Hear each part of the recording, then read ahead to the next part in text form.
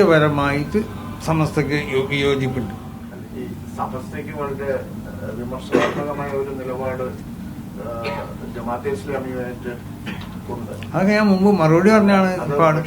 ഈ തെരഞ്ഞെടുപ്പിലടക്കം ഈ ജമാഅത്തെ ഇസ്ലാമി അല്ല, തെരഞ്ഞെടുപ്പിൽ അടുക്കുന്നതിനെ പറ്റി ഞങ്ങളോടല്ല ഞാൻ പറഞ്ഞത്. അവരോട് ജമാഅത്തെ ഇസ്ലാമി എന്നല്ല, ജമാഅത്തെ ഇസ്ലാമി ആണെങ്കിലും മുജാഹിദ് പക്ഷാണെങ്കിലും തബ്ലീഗ് ജമാഅത്ത് തുടങ്ങിയ എല്ലാ പാർട്ടികളോടും ആശയപരമായിട്ട് സമസ്തക്ക് യോജിപ്പുണ്ട്.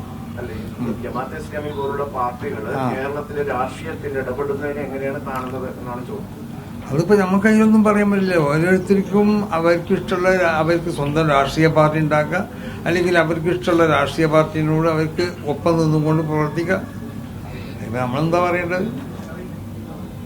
ഇതൊരു സ്വതന്ത്രമുള്ള രാജ്യമല്ലേ, എല്ലാവർക്കും ഇഷ്ടമുള്ളവണ്ണം ചെയ്യാമല്ലോ.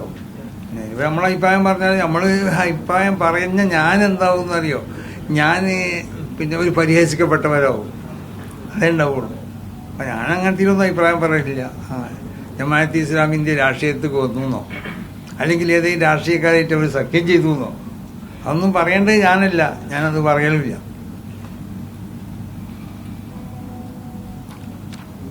സമസ്തത്തിൽ ജമാഅത്തെ ഇസ്ലാമിക്ക് സഖ്യം ചെയ്തു എന്ന് ചോദിക്കണം, എന്നോട് ചോദിക്കാം.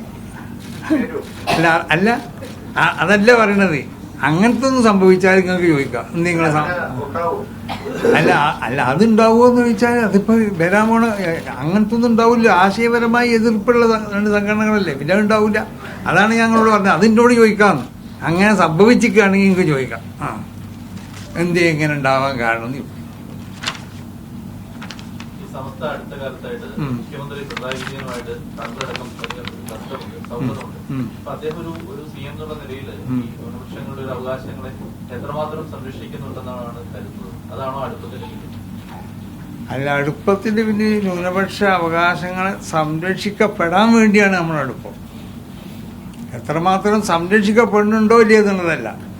ന്യൂനപക്ഷ അവകാശങ്ങൾ, മുസ്ലിങ്ങളടക്കമുള്ള ന്യൂനപക്ഷങ്ങളുടെ അവകാശങ്ങൾ ഗവൺമെൻറ് സംരക്ഷിക്കണം. അതിനുവേണ്ടി ഇവിടെ ഏത് കാലഘട്ടത്തിലും വരുന്ന ഗവൺമെൻറ്റുമായിട്ട് നമ്മൾ എന്താവലുണ്ട്, സൗഹാർദ്ദത്തിൽ പോലും അതിൻ്റെ ഒരു ഭാഗം അത്രേ ഉള്ളൂ. അത് UDF വന്നാലും LDF വന്നാലും വേറെ ഏത് ഗവൺമെൻറ് വന്നാലും ഒക്കെ അങ്ങനെ തന്നെയാണ്.